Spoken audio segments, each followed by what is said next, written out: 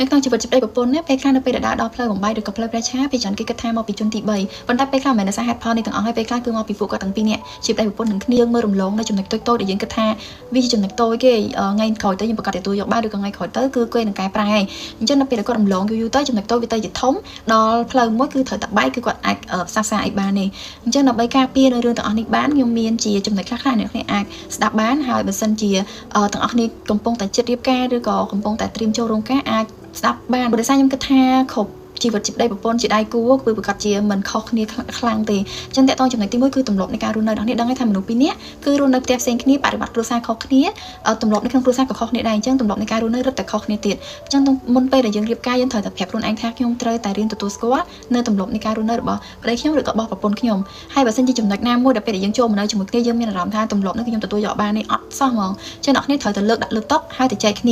ាអត់អាចគិតថាទម្លាប់ខ្ញុំទទួលយកបានទេប៉ុន្តែខ្ញុំអាចថមតិចទៅបន្តិចទៀតទៅខ្ញុំអាចទទួលយកបានឬក៏ខ្ញុំចាប់ដើមផ្សំខ្លួនតិចទៅខ្ញុំអាចទទួលយកបានប៉ុន្តែ no នៅពេលអ្នកគ្នាមានអារម្មណ៍ថាទទួលយកអត់បានហ្មងគឺយើងត្រូវតែនិយាយលើតុអត់អាច keep បានទេព្រោះបើសិនជា keep យូរទៅយើងនឹងចាប់ដើមមានអារម្មណ៍ថាធុញថប់យើងចាប់ដើមមានអារម្មណ៍ថាលែងមានអារម្មណ៍ស្រឡាញ់វាទៅជាមានអារម្មណ៍ថាចូលមកធុញថប់នៅក្នុងការរស់នៅវិញអញ្ចឹងវាគឺជារឿងមួយមិនល្អទេទី2គឺតាក់ទងជាមួយនឹងហិរញ្ញវត្ថុក៏ដូចគ្នាដែរយើងត្រូវតែចែកគ្នាហើយអាចចែកគ្នាមុនការក៏បានដែរថាតើយើងត្រូវបែងចែកហិរញ្ញវត្ថុរវាងប្តីប្រពន្ធរបៀបបែបណា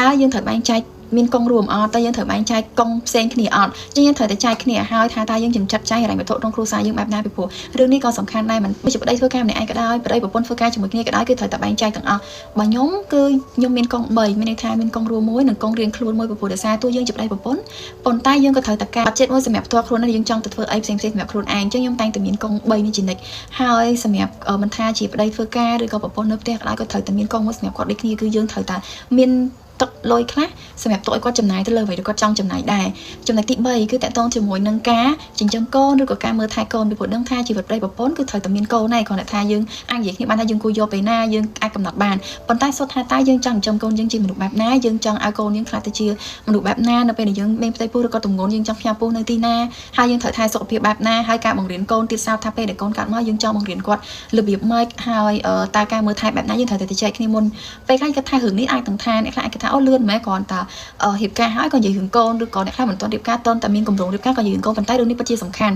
ពីព្រោះដោយសារបើយើងគិតបានមុននៅពេលដែលយើងដល់ពេលនោះគឺយើងអត់មានអារម្មណ៍ថាហេលហាឬក៏អត់ដឹងថាទៅណាមកណីចំណុចទី4តកតងជាមួយនឹងអនាគតដូចគ្នាថា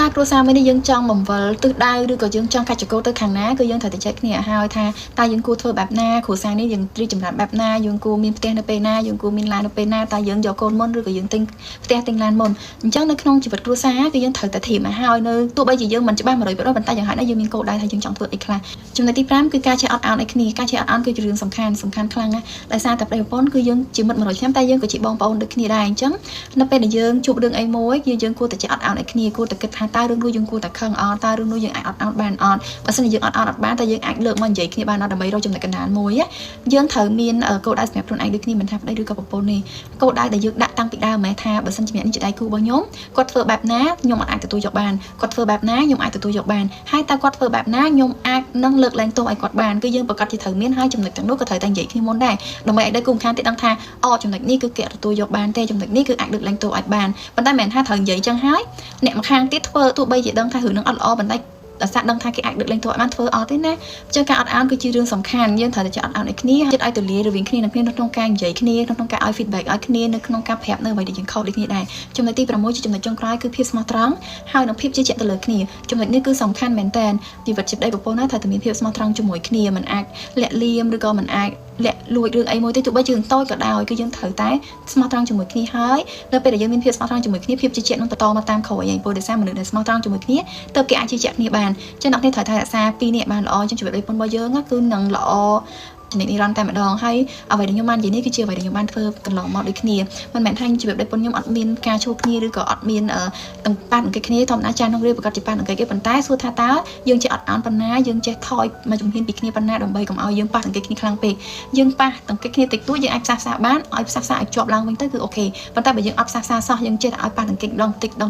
់ពេលដែលវាស្ត្រាំបែកជា2ហ្មងគឺយើងឡើងមានឱកាសនៅក្នុងការផ្សះផ្សាទៀតហើយចឹងសង្ឃឹមថាវីដេអូនេះនឹងអាចជួយផ្ដល់ជា tip ខ្លះៗសម្រាប់អ្នកដែលគាត់កំពុងតែត្រៀមរៀបការឬក៏អ្នកដែលគាត់បានរៀបការរួចហើយចាប់ផ្ដើមសាងជីវិតថ្មីសង្ឃឹមថាអ្នកនរគ្នានឹងជួបតែរឿងល្អៗមានសុភមង្គលនិងការអ្នកគ្នារហូតដល់ការចាស់ការខ្នងទាំងអស់គ្នា